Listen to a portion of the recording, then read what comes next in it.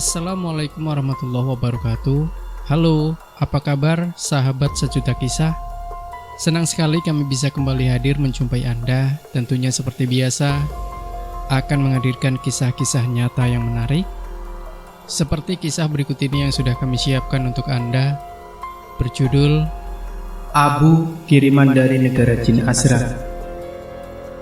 Seorang kiai yang juga paranormal asal Cirebon dan konon bekas kepercayaan cendana mendapat kiriman abu dari negara Jin Azraq yang memiliki beragam kegunaan. Penulis sendiri pernah mencoba, rasanya mirip jamu tetapi berbau wangi. Kiai Satori 52 tahun, demikian sapaan akrabnya, berasal dari salah satu desa di wilayah Kecamatan Arjawinangun, Kabupaten Cirebon, Jawa Barat. Sosok ini dikenal memiliki ilmu yang pilih tanding dan banyak menguasai ilmu-ilmu hikmah.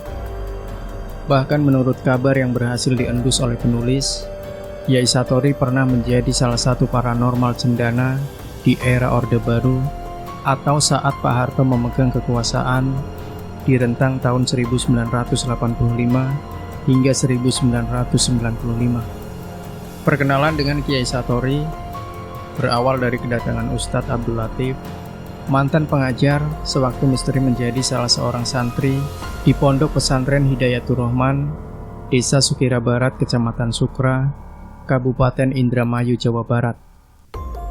Kedatangan beliau ke rumah adalah untuk mengundang penulis untuk meliput acara istighosah rutin tiap bulan yang dilakukan pada tiap-tiap tanggal 12 Hijriah oleh keluarga besar Manaqib Syekh Abdul Qadir Jailani yang beralamat di Desa Sukahaji, Kecamatan Sukra. Pada mulanya hati merasa berat untuk menerima undangan Kang Latif, demikian penulis biasa memanggilnya.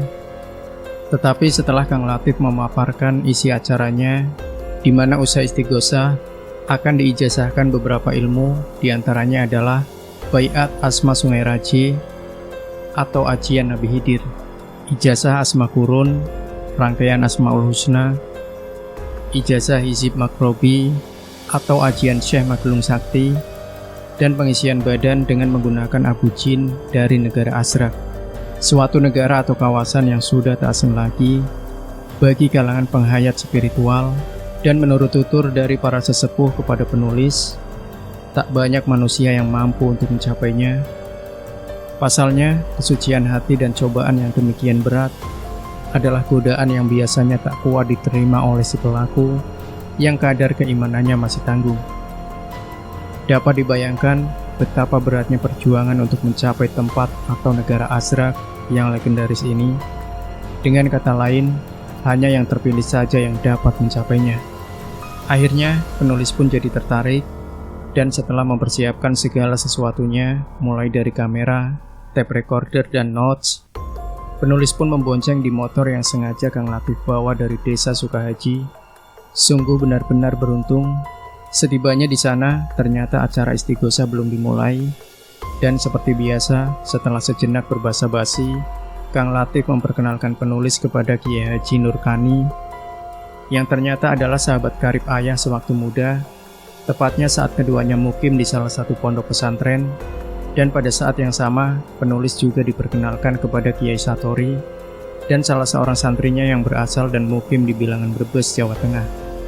Setelah mengikuti acara istighosah yang berlangsung sekitar kurang lebih 4 jam, kami pun kembali berkumpul di rumah Kiai Haji Nurkani untuk berbincang-bincang tentang berbagai hal, khususnya yang berkaitan dengan agama Islam. Dan pada saat itulah, Kang Latif mencoba mengorek keterangan dari Kiai Satori tentang asal-muasal abu gaib yang berasal dari negara Jin Azraq. Seperti biasa, karena tak kuasa menghindar dari kepungan pertanyaan yang bertubi-tubi, dengan nada tetap merendah, Kiai Satori pun memaparkan pengalamannya.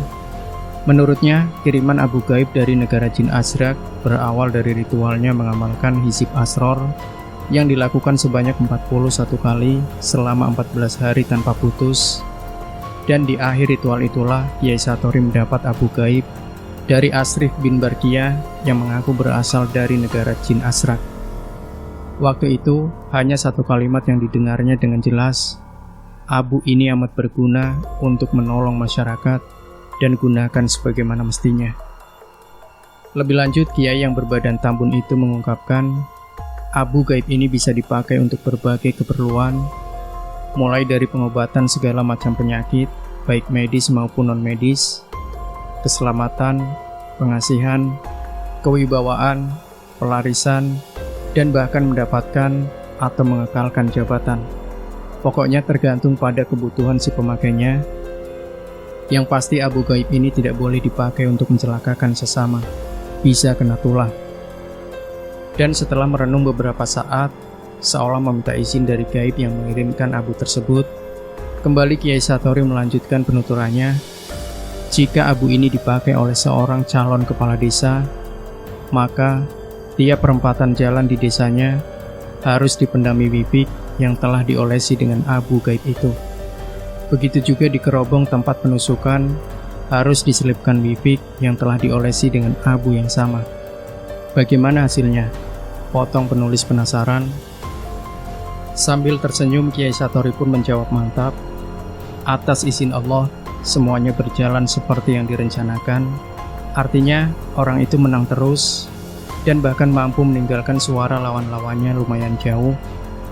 Dan salah satu contohnya yang berhasil adalah Bapak Muhaimin, Kepala Desa Lempuyangan. Saat itu Pak Muhaimin bisa meraih suara jauh lebih tinggi ketimbang lawan-lawannya. Menurut tutur yang beredar di tetangganya, kemenangan mutlak pada saat pemilihan kepala desa baru-baru ini juga terjadi di Subang Bojong, Gintung, Kaliwedi, dan Bunder. Sungguh tak dinyana, saat perhitungan terjadi, ternyata mereka yang menggunakan abu gaib itu berhasil memperoleh suara mutlak dari penduduk desanya. Salah seorang tetangga yang tinggal bersebelahan dengan rumah Kiai Satori bahkan menambahkan, atas izin Allah, sebenarnya sudah banyak orang yang berhasil tercapai maksudnya, bahkan tersembuhkan penyakitnya setelah diobati oleh beliau. Yang jelas-jelas saya tahu adalah penderita stroke yang berasal dari Cirebon. Mulanya datang dengan digendong, dan di minggu kedua dia datang dengan dipapa, dan pada minggu yang ketiga si sakit sudah mulai bisa berjalan walau tertatih-tatih.